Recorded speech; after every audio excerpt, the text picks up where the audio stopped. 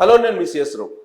Speaker Tammineni Sitaram Y S R Congress party rebel ఎమ్మెల్యేస్ని పిలిచారు, మాట్లాడారు. ఇప్పటికే గంటా శ్రీనివాసరావు మీద అనర్హత వేటు వేశారు.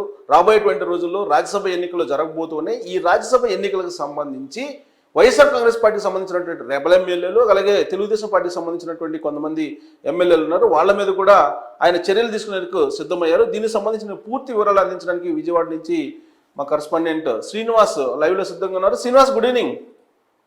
సార్ నమస్తే సార్. నమస్తే. ఇప్పుడు ఇవాళ తమ్మినేని సీతారాము కొంతమంది ఎమ్మెల్యేలను పిలిపించారు, మాట్లాడారు అని చెప్పి తెలుస్తూ ఉంది. ఏంటి, ఎవరెవరిని పిలిపించారు, ఏం మాట్లాడారు అనేది తెలుస్తుంది మీకున్న సమాచారం ప్రకారం? సార్, రెబల్ ఎమ్మెల్యేలైన కోటంని, అట్లానే మేకపాటిని, ఉండవల్లి శ్రీదేవిని, ఆనంద రెడ్డిని పిలిపించి అడగడం జరిగిందండి. యాక్చువల్గా అయితే వాళ్ళు ఏం చెప్పారంటే 4 వారాల పాటు గడువు అడిగారండి. అడిగారు, అయినా కానీ ఇవ్వటానికి కుదరదని చెప్పేసి అన్నారు. వీరు వచ్చి స్పీకర్ ఎదురుగా హాజరయ్యారండి. వాళ్ళు వివరణ ఇచ్చారండి.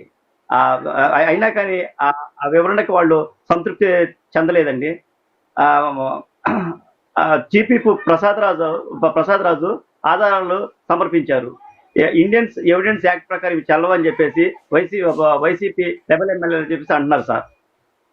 ఒకటి ఇక్కడ శ్రీనివాస్, ఇవాళ హాజరైనటువంటి వాళ్ళు కోటమిరెడ్డి శ్రీధర్ రెడ్డి ఉన్నారు, ఆనం రామనారాయణ రెడ్డి, ఉండవల్లి శ్రీదేవి ఉన్నారు, అలాగే చంద్రశేఖర్ రెడ్డి ఉన్నారు. ఈ నలుగురు హాజరయ్యారు. గతంలో కూడా ఈ నలుగురిని పిలిస్తారు, కొంతమంది హాజరు కాలేదు. బట్ ఈసారి నలుగురు హాజరయ్యారు. సో ఇప్పుడు గంటా శ్రీనివాసరావు మీద అనర్హత వేటు వేశారు ఆల్రెడీ. సో 175 మంది ఎమ్మెల్యేలు 174 ఇప్పుడు అసెంబ్లీలో ఉన్నారు. ఈ నలుగురు మీద కూడా అనర్హత వేటు వేసేటువంటి అవకాశం ఉందా? అవకాశం ఉందని చెప్పేసి అంటున్నారండి. ఎందుకంటే రేపు పొద్దున జరగబోయే రాజ్యసభ ఎన్నికల్లో ఆ ప్రభావం అనేది చూపించే అవకాశం ఉందండి. అందుకని వీరి మీద కంపల్సరిగా అనర్హత వేటు వేస్తామని చెప్పేసి అని ఒక శ్రీనివాస్, ఇప్పుడు ఆల్రెడీ రాజ్యసభకు సంబంధించి ఎన్నికలు జరగబోతున్నాయి. దానికి సంబంధించి 3 రాజ్యసభ సభ్యులకి అవకాశం ఉంది. ఈ 3కి సంబంధించి ఆల్రెడీ వైఎస్ఆర్ కాంగ్రెస్ పార్టీ అభ్యర్థులను ప్రకటించేసింది.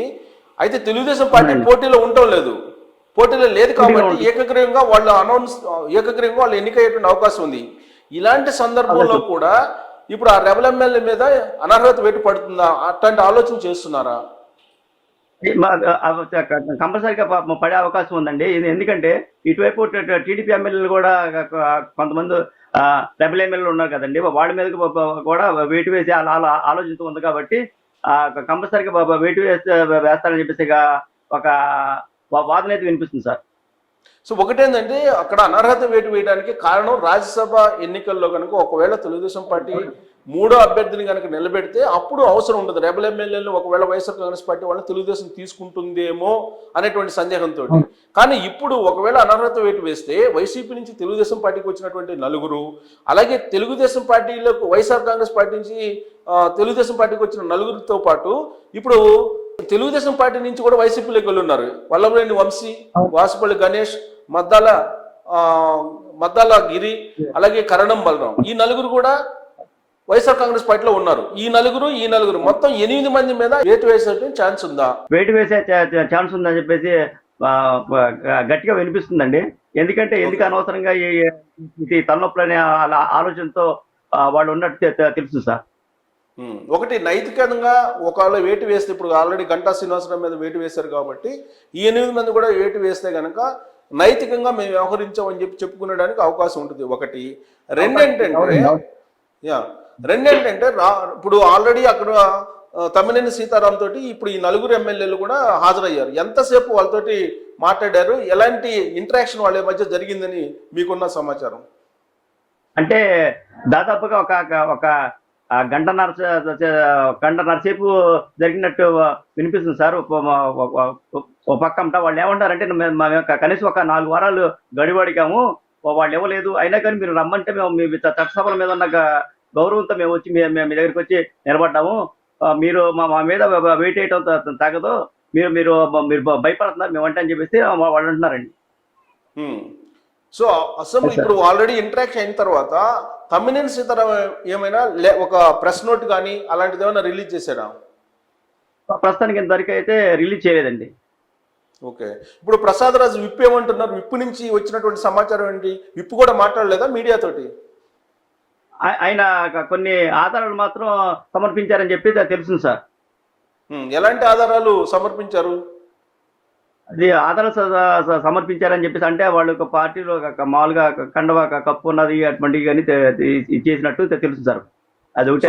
అదే విధంగా చంద్రబాబు నాయుడిని కలవటం అలాంటి విజువల్స్, అలాగే ఆయన తెలుగుదేశం పార్టీ జెండా కప్పుకున్నటువంటి ఫోటోలు అలాంటివి ఏమైనా సబ్మిట్ చేశారా? అవునండి అది చేశారంటండి. అదే విధంగా ప్రభుత్వానికి వ్యతిరేకంగా మాట్లాడి ఇవి మొత్తం తీసుకెళ్లి ఆ ఎవిడెన్స్ ఇచ్చినట్టు తెలుస్తుంది సార్. ఓకే. సో ఇప్పుడు ఆల్రెడీ తెలుగుదేశం పార్టీ నుంచి వైసీపీలోకి వెళ్ళారు నలుగురు. సో ఆ నలుగురిని కూడా పిలిపించే అవకాశం ఉందా? పిలిపిస్తారండి కంపల్సరిగా. సో ఆ మేరకు చర్యలు తీసుకున్నాడా తమ్మినేని సీతారాం? పిలిపించే అవకాశం ఉందంటే తెలుస్తుంది సార్. సో ఇప్పుడు అసెంబ్లీలో పరిస్థితి ఏంటి? అసలు అసెంబ్లీ క్లోజ్ అయిపోయింది కదా? అవునండి. సో అసెంబ్లీ క్లోజ్ అయిపోయింది అంటే అసెంబ్లీ క్లోజ్ అయిపోయిందని వీళ్ళ నలుగురిని పిలిపించారండి. మిగిలిన టీడీపీ వైపు నుంచి కూడా టీడీపీ డెవలప్మెంట్ కూడా పిలిచి వాళ్ళ దగ్గర కూడా సంజయ్ కోరే అవకాశం ఉంది సార్. సో రాజ్యసభ ఎన్నికలకు సంబంధించి ఏర్పాట్లు జరుగుతున్నాయా? జరుగుతున్నాయి సార్. ఒకటేంటంటే రాజ్యసభకు సంబంధించి రాజ్యసభ ఎన్నికలు జరిగేటప్పుడు సహజంగా ఎమ్మెల్యేలకు కొంత అవగాహన ఉండదు, కొంతమందికి ఫ్రెష్ ఎమ్మెల్యేలకి. అందుకని చెప్పి మాక్ పోలింగ్ అనేది నిర్వహిస్తూ ఉంటారు. అలాంటి ఆలోచన ఏమన్నా చేస్తున్నారా? చేసే అవకాశం ఉందన్నారు. ఎందుకంటే కంపల్సరీగా అంటే మా ఓటు అనేది ఇది మురిగిపోయే అవకాశం ఉండకూడదు కదండి. అటువంటిప్పుడు కంపల్సరీగా మాక్ పోలింగ్ చేసే అదే నిర్వహించే ఛాన్స్ ఉంటుంది సార్. ఓకే. రాజ్యసభకు సంబంధించి ఆల్రెడీ అభ్యర్థులు ప్రకటించారు కదా, వైవి సుబ్బారెడ్డితో పాటు ఇంకొక ఇద్దరిని కూడా ప్రకటించారు. సో వాళ్ళు ఆల్రెడీ వైవి సుబ్బారెడ్డి నామినేషన్ వేశారు. మిగతా వాళ్ళు ఇద్దరు కూడా బహుశా నేను అనుకోవటం 15 లాస్ట్ డేటు, 15 ఇవాళ 5 గంటలకి లాస్ట్ డేటు. వాళ్ళిద్దరు కూడా వేసిన తర్వాత ఎవరైనా ప్రైవేట్ వ్యక్తులు ఏమన్నా నామినేషన్ వేసినట్టు ఏమన్నా సమాచారం ఉందా? అంటే తెలుగుదేశం పార్టీ మేము ఎలాగో వేయమని చెప్పారు. అవునండి, ప్రస్తుతానికి అటువంటి సమాచారం ఏం లేదు సార్. రైట్ అండి శ్రీనివాస్ గారు, thank you very much. So నలుగురు ఎమ్మెల్యేలను అయితే తమ్మినేని సీతారాం పిలిపించారు, వాళ్ళతోటి ఇంటరాక్ట్ అయ్యారు. వాళ్ళు పార్టీ మారారు అనే దానికి కొన్ని నిదర్శనాలుగా వైఎస్ఆర్ కాంగ్రెస్ పార్టీ ప్రభుత్వం యొక్క విప్ ప్రసాద్ రాజు కొన్ని ఆధారాలను తమ్మినేని సీతారాంకి అందజేశారు. మరికొంత సమయం కావాలి దీని మీద వివరణ ఇవ్వడానికి అంటూ నలుగురు రెబల్ ఎమ్మెల్యేలు వైఎస్ఆర్ కాంగ్రెస్ పార్టీకి సంబంధించినటువంటి వాళ్ళు కోరడం జరిగింది, అభ్యర్థించడం జరిగింది. ఆ మేరకు తమ్మినేని సీతారాం కూడా కొంత సమ్మతించారు. బట్ డెడ్ లైన్ పెట్టేటువంటి పరిస్థితి కూడా కనిపిస్తుంది. ప్రస్తుతం అయితే రాజ్యసభ ఎన్నికలకు సంబంధించి ఆల్రెడీ ఏకగ్రీవంగా 3 రాజ్యసభ సభ్యులు ఎంపికయ్యేటువంటి అవకాశం ఉంది. కాబట్టి వాళ్ళ మీద అనర్హత వేటు వేసేంత స్టెప్ తీసుకుంటారా తమ్మినేని సీతారాం అనేది ఒక సందిగ్ధం. ఒకవేళ ఎన్నికలు జరిగితే కనుక డెఫినెట్గా వీళ్ళ మీద చర్యలు తీసుకునేటువంటి అవకాశం ఉండేది. బట్ ఇప్పుడైతే ఏకగ్రీవంగా రాజ్యసభ సభ్యులు ఎంపిక కాబోతున్నారు కాబట్టి అనర్హత వేటు ఎమ్మెల్యేల మీద వేసేటువంటి ఛాన్సెస్ చాలా తక్కువగా కనిపిస్తున్నాయి. బట్ నైతికత అనేటువంటిది కనుక దాన్ని ప్రాతిపదికగా తీసుకుంటే కనుక తమ్మినేని సీతారాం ఇప్పుడు వైఎస్ఆర్ కాంగ్రెస్ పార్టీ నుంచి తెలుగుదేశం పార్టీకి వెళ్ళినటువంటి వాళ్ళని, తెలుగుదేశం పార్టీ నుంచి వైఎస్ఆర్ కాంగ్రెస్ పార్టీకి వచ్చినటువంటి వాళ్ళని మొత్తాన్ని 8 మంది మీద అనర్హత వేటు వేయాల్సి ఉంటుంది. బట్ మరొక వారం రోజుల్లో ఎన్నికల షెడ్యూల్ రాబోతుంది కాబట్టి ఈలోపే తమ్మినేని సీతారాం అంత సాహసోపేతమైన నిర్ణయం తీసుకుంటారా అనేది ఒక ప్రశ్న. సో దానికి సమాధానం రావాలంటే మరి కొన్ని రోజులు వెయిట్ చేయాల్సి ఉంది. Thank you very much.